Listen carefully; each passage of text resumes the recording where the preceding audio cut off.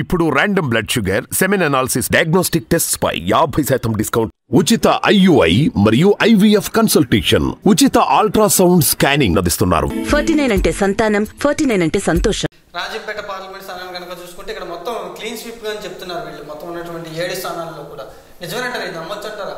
నమ్మొచ్చు. గతంలో కూడా ఇదే పరిస్థితి ఉంది, పెద్ద డిఫరెన్స్ ఏం లేదు. కాబట్టి ఇది యాజ్ ఇట్ ఈజ్ ఉండొచ్చు, దాంట్లో డౌట్ ఏం లేదు.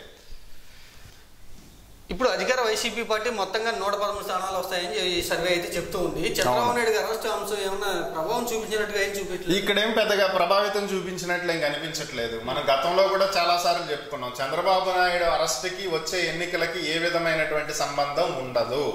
ఎందుకంటే దానికి సంబంధించి ఎవరు కూడా మీరు గమనిస్తే ప్రపంచ దేశాల చుట్టుపక్కల రాష్ట్రాల్లో ధర్నాలు, హర్తాళ్ళు, ర్యాలీలు జరిగినాయి, కానీ ఏపీలో ఎవడన్నా బయటకు వచ్చి మాట్లాడా? ఎవరన్నా ఖండించారా? చంద్రబాబుని అరెస్ట్ చేయడం రాంగ్ అని ఎవరన్నా అన్నారా? టీడీపీ చెప్పుకుంది ఇది అక్రమ అరెస్ట్ అని చెప్పి.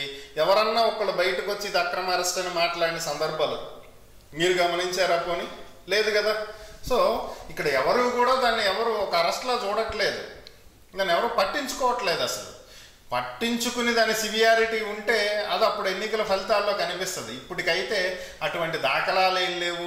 చేతులు కట్టేసుకోండి అన్నా, దీపాలు ఆరిపోయండి అన్నా, కళ్ళకి గంతలు కట్టుకోండి అన్నా ఇక్కడ ఎవరో పెద్దగా రియాక్ట్ అయినట్టు ఏం కనిపించట్లేదు.